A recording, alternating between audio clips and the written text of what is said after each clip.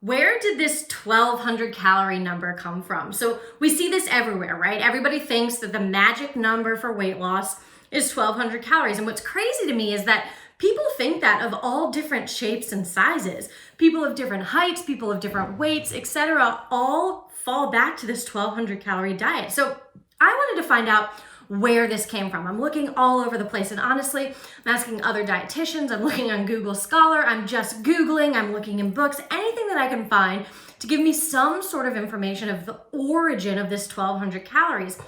And I couldn't find it at first. All that I was finding when I was doing these searches was, here's a 1200 calorie meal plan and stuff like that. I'm like, no, it's not what I'm looking for. But I did finally find something.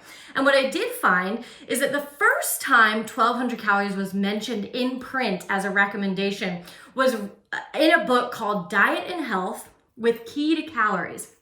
And it was written by a woman named Lulu Hunt Peters, who was a physician, okay? So she was alive from 1873 to 1930. And in 1918, she published this book. And what's crazy is it was one of the first diet books out there, but it also became a national bestseller from 1922 to 1926. So this is so new, and they're talking about calories in such a, beginner's way that she even gives you the pronunciation of the word calorie in the book. So that's how early on this is happening. And so she goes on to talk about how she is currently 150 pounds. She wouldn't say what her height was, but she was currently 150 pounds, used to be 220 pounds, and she lost weight through, guess what? Eating a 1200 calorie diet. So she goes on to say that that's what everybody should do to lose weight. Now, I will say she gives kind of a calculation, which I don't know how she figured it out, but for example, one of them was 15 to 20 calories per body weight. Yeah, 15 to 20 calories per body weight, and then you add that all up, but it's not your current body weight, it's your ideal body weight. I don't know, all of this stuff. But she does give some lists of different recommendations of different ages of what they should eat. All of it's a little bit low. For adult women, it's 1600 to 1800 or something like that. And this isn't necessarily height and weight based. Even though she does put that caveat in there, it doesn't make it clear that it could be really specific. So then, of course, she tells you subtract 500 to 1,000 from that if you want to lose weight. And then that's where the 1,200 calorie number comes from, right? Which is crazy.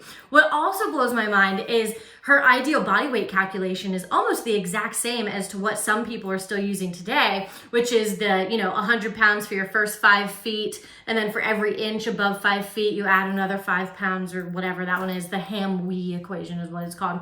That's still used, and that's almost the exact same thing she was using, which again, that hasn't changed since 1918. That just blows my mind. So anyway, she goes on to say that you should count your calories and that you shouldn't think of food as food, but you should think of it as calories. Meaning, if you're gonna eat a slice of bread, you don't say, oh, I'm gonna eat a slice of bread. You say, I'm gonna eat 100 calories. Or if you're gonna eat a piece of pie, you say, I'm about to eat 350 calories, not, oh, I'm gonna eat some pie. And she does it that way because she says she doesn't care what you eat, but it should only be 1,200 calories if you're trying to lose weight. Now, here's what's really concerning to me about the book, and I'm gonna pull it up. You can actually get a free version online. But she sounds like someone, and this is just my opinion, I'm just putting it out there. She sounds like someone who had some disordered eating herself. So she, in the very beginning, literally chapter 1, opens up by saying, are you thin and do you want to gain weight? I am not particularly interested in you anyway, for I cannot get your point of view. How anyone can want to be anything but thin is beyond my intelligence. However, knowing that there are such deluded individuals, I have been constrained to give you advice. And so she kind of then goes on at the very end of the book to take back that statement, but at the same time she doesn't. She says that she's going to approach you with kindness, but if you're fat, you need reforming, and she's the one who can help you reform, which is crazy to me, right? And then she goes on with a bunch of other things. She says, now fat individuals have always been considered a joke, but you are a joke no longer. Instead of being looked upon with friendly tolerance and amusement, you are now viewed with distrust, suspicion, and even aversion. How dare you hoard fat when the nation needs it? Because this was around World War I when there was rations and stuff like that. And then she goes on to say that like that's what she's here for. She's gonna help.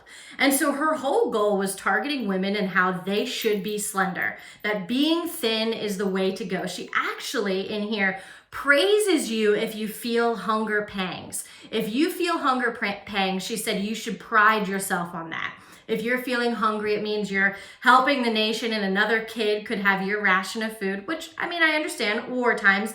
But then she says you should also be proud of that hunger pang because it means you're probably losing weight, which just, wow, since 1918, this has been the mantra that's being fed to us.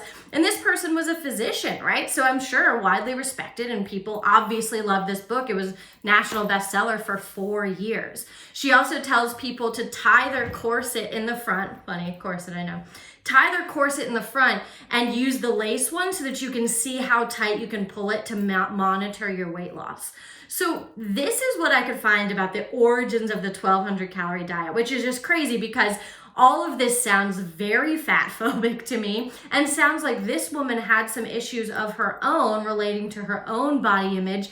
And then of course she was a physician who had figured out this calorie thing. So she took that and ran with it. And so because she had lost 70 pounds eating 1200 calories, she now turned this into print, recommended it, and it became a national bestseller. And it seems like from everything else I could find online, even though that was limited, we've basically taken this and it snowballed to now, 2020. We are still using information from then. So I wanted to share that with you. That was the best information I could find on it. I'm gonna still keep looking for more information on this 1200 calorie diet. If I can find it, I'll give you more, but crazy stuff.